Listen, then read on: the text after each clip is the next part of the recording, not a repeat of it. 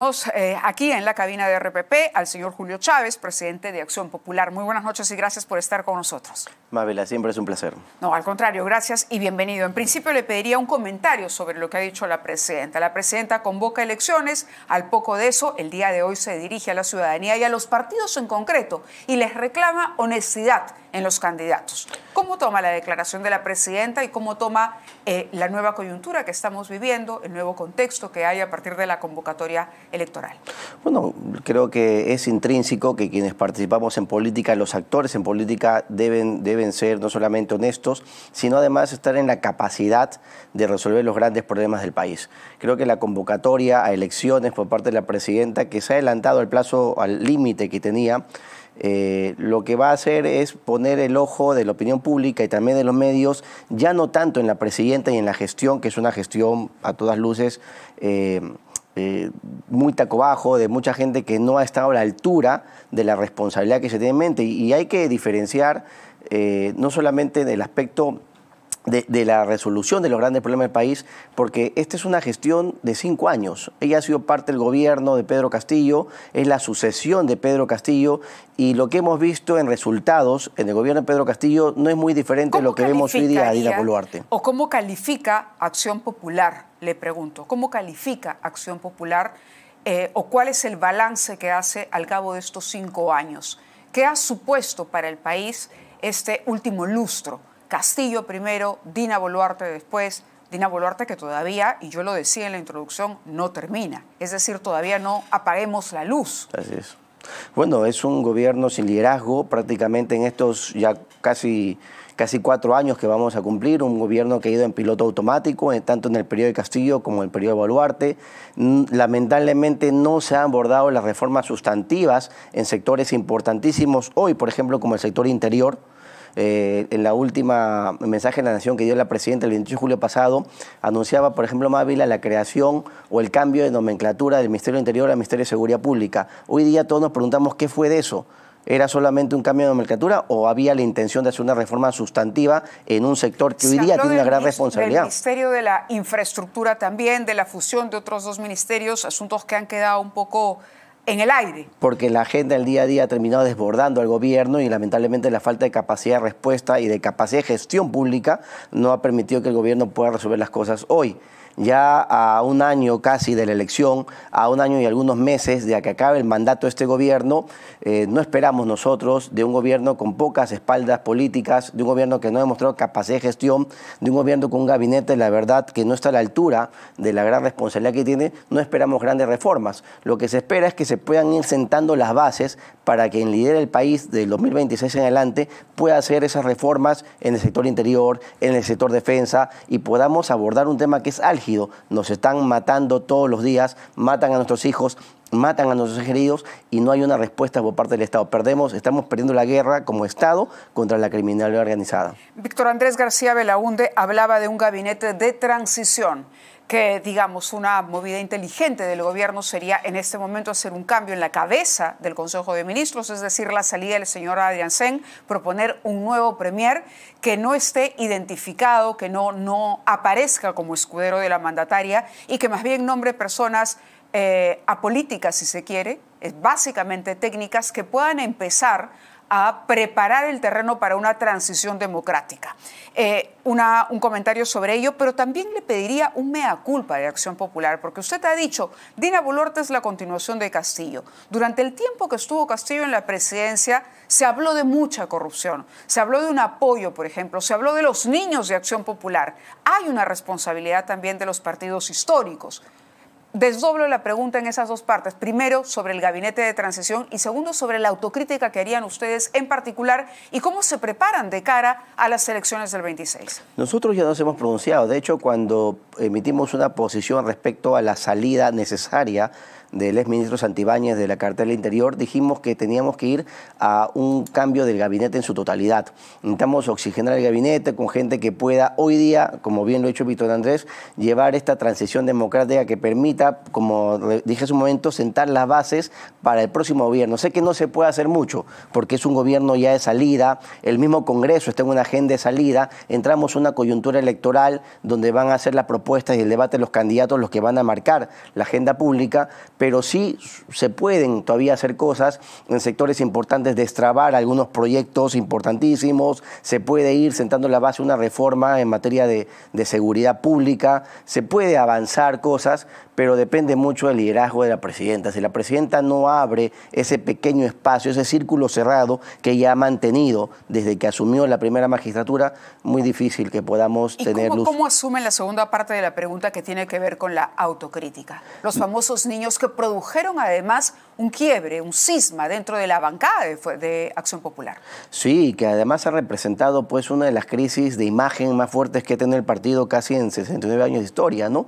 Nosotros hemos, en diferentes oportunidades, Mávil, y creo que hemos conversado contigo más de una oportunidad, hemos dicho que somos conscientes de que estamos asumiendo el pasivo político de lo que ha significado malos representantes en un periodo en el que el partido, por falta y ausencia de dirigencias, no podía establecer controles, no podía establecer filtros, porque no habían dirigencias que puedan orientar en su momento la nominación de los candidatos. Y lo que hemos tenido es pues, que ha salido cualquier personaje que lamentablemente no estaba a la altura de lo que representa Acción Popular. Pero hemos logrado, creo en un corto tiempo, por lo menos desde que ha asumido la actual dirigencia, mi presidencia, el Comité Ejecutivo Nacional, poner algunos correctivos, rompimos esos dos bloques en la representación parlamentaria, espectoramos a algunos personajes como Darwin Espinosa y otros más y hemos tratado de alinear la posición de la bancada. Y si uno observa el comportamiento de la bancada, por lo menos en los últimos meses, no solamente va a haber organicidad, sino un comportamiento más coherente, más ponderado y de cara a lo que verdaderamente representa el partido. De acuerdo. Hay otro tema en este momento que está en discusión y en debate. Y en medio de una polémica también, porque hay quienes consideran que esta denuncia no debió ser recogida por la Fiscalía y me estoy refiriendo a estas diligencias que se han dispuesto a raíz de solicitudes presentadas por ciudadanos que alegan que por lo menos 2 partidos políticos habrían incurrido en prácticas antidemocráticas y que por lo tanto deberían ser declarados ilegales, como ocurrió con el caso del partido del señor Antauro Humala. Uno de esos partidos es Fuerza Popular y el otro es el que llevaría como candidato al comediante Carlos Álvarez. Sí, así es. ¿Considera que la Fiscalía se ha equivocado? Considero que es muy delicado, es un instrumento muy delicado el utilizar el poder que tiene la Fiscalía, porque ya la política ya está judicializada.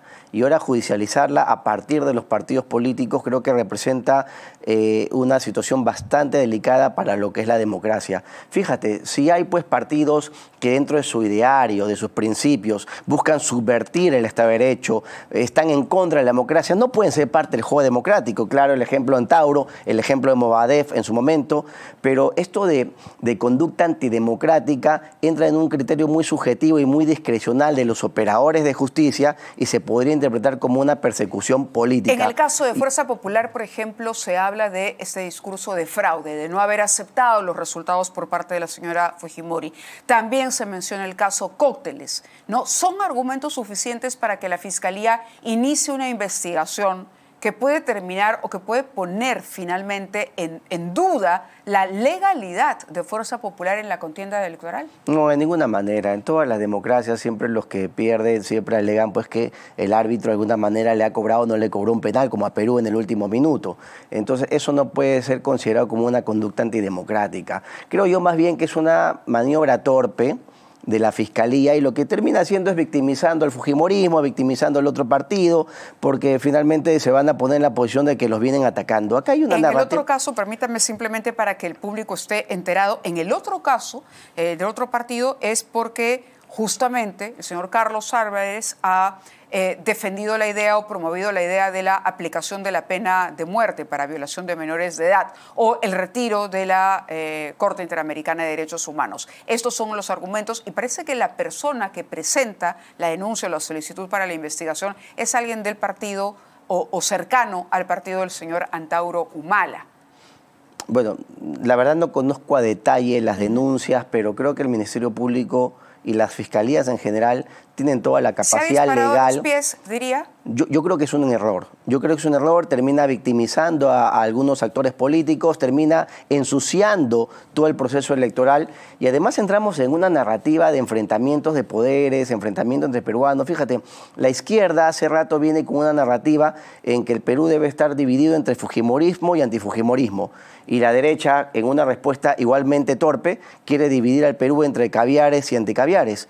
Lo que el Perú tiene que enfrentar hoy día, Mávila, es la pobreza y extrema pobreza. El INEI nos decía hace unos meses que 600.000 peruanos en menos de una década habían pasado la condición de pobres extremos y 1 de cada 4 niños peruanos son pobres. La pobreza en el Perú tiene rostro de niños. Un quinto peruano hoy, 2025, no tiene acceso a saneamiento básico. Esos son los retos que el Perú y los actores políticos tienen que enfrentar y no esta narrativa entre caviares y no caviares, fujimoristas y antifujimoristas. En esa narrativa, ¿dónde se ubica Acción antifujimoristas? Popular? ¿Es de derecha? ¿Es de izquierda? ¿Caviar? ¿Anticaviar? Nos tenemos que ubicar en donde el presidente Belaúnde nos ubicó. El presidente Belaúnde, cuando irrumpió en la política en los años 50, entendió perfectamente que los problemas del país y la solución a los problemas del país no pasaba por el viejo y anacrónico debate de derechas e izquierdas. Había que abordar el problema desde otra mirada, de una perspectiva más amplia y entender que hay valía en este lado y hay valía también en otro lado y se pueden recoger cosas. El Perú necesita unidad y quien lidere el país no puede venir con esos discursos que pretendan una vez más enfrentar a los peruanos. Tenemos que tener líderes que unan, que entiendan ¿Tiene puentes. Acción Popular esos líderes? ¿Quién podría ser el candidato o quiénes están considerados al momento como precandidatos? Bueno, hay algunos concejales nuestros que ya se han lanzado, han anunciado sus precandidaturas. Ahí tenemos a Víctor Andrés, García Belaúnde, Alfredo Barnechea, Manuel Merino, entre otros que ya han anunciado su precandidatura. A mí como presidente del partido no me corresponde avanzar más porque obviamente hay procesos, hay plazos que se tienen que respetar. Ha mencionado 3 nombres, Víctor Andrés García Belaúnde, Alfredo Barnechea, Manuel Merino. Entre otros, no se descartan que hayan otros liderazgos en el partido. ¿Pero son que también... precandidatos ellos? No hay precandidatos en el partido porque formalmente el partido tampoco ha convocado el proceso interno en el que ya haya establecido las reglas de juego en virtud del cual siempre, bajo la democracia interna, vamos a elegir nuestra fórmula presidencial. ¿Aceptaría ser candidato? Me parece que alguna vez le hemos preguntado por ello. Creo que lo ha dicho en más de una oportunidad en alguna entrevista. ¿Lo ve usted como un candidato a la presidencia o lo ve más bien en el Senado ahora que vamos a tener un Congreso bicameral? Yo creo que Víctor Andrés es un hombre de mucha valía, es un hombre de mucha lealtad al partido y él puede decidir la posición en la que quiere estar en el futuro. Señor Merino, después de lo que ocurrió en el corto tiempo que estuvo a cargo de la presidencia, ¿tiene alguna oportunidad? ¿El señor Barnechea tiene alguna oportunidad después del incidente del Chicharrón? Bueno, el incidente del Chicharrón es un tema más coloquial y creo que ya ha pasado casi 9 años de esa campaña y Alfredo creo que tiene toda la lucidez y todas las ideas como para poder también plantearle cosas al país. Nosotros como partido hoy día no estamos preocupados, Mávila, en ponerle rostro aún al candidato presidencial. Pero es importante. La inscripción de listas es en octubre, las elecciones son en abril. Hay un mundo de cosas que pueden pasar de aquí a ese tiempo. Sí, claro, es importante, pero más importante es trabajar hoy día el fortalecimiento institucional. Si no hay bases sólidas, si no hay una estructura, si no hay cuadros, ¿quién va a soportar la pretensión? No podemos nosotros solamente pretender que el liderazgo de una persona va a soportar todo un proyecto que pretende trabajar por el país. Correcto, le hago esta pregunta porque una alternativa que se sugiere para evitar una gran cantidad de candidatos, por lo menos más de 40 a la presidencia, es que algunos partidos mantengan la inscripción sin necesidad de proponer un candidato. ¿Acción Popular evaluaría esa posibilidad? Mantener la inscripción, pero mirando a la interna y no viendo realmente un líder que consideren ustedes está a la altura de ese legado que quieren rescatar del fundador, de Fernando Belaúnde Terry, se pueda abstener de tener un candidato e ir solamente con una lista al Parlamento, senadores y diputados? No, la intención del partido es participar en las elecciones. Vamos a ir con nuestros candidatos, vamos a ir con nuestras ideas, alianza? Con nuestras propuestas. No, en alianza no, vamos a ir solos. ¿Solos? Vamos a ir solos, hemos establecido ya muchos acuerdos a nivel de regiones, porque así como hay una atomización de la oferta política a nivel de partidos nacionales, hay alrededor de 200 movimientos regionales que también quedaron un poco a expensas de la modificación constitucional que pretendía sacarlos del juego político. Y muchos de esos liderazgos locales y regionales han mirado hacia los partidos nacionales y nosotros hemos, en una coincidencia programática y también de principios, hemos logrado fortalecernos bastante en el plano territorial, incorporando varios de estos líderes. De acuerdo, le agradezco mucho que haya estado con nosotros. Hay varios temas pendientes, pero esto recién empieza, así que habrá oportunidad de intercambiar más ideas más adelante. Muchas gracias, Mávila. Gracias y buenas noches. Vamos a ir a la pausa y regresamos con Jorge Nieto Montesinos.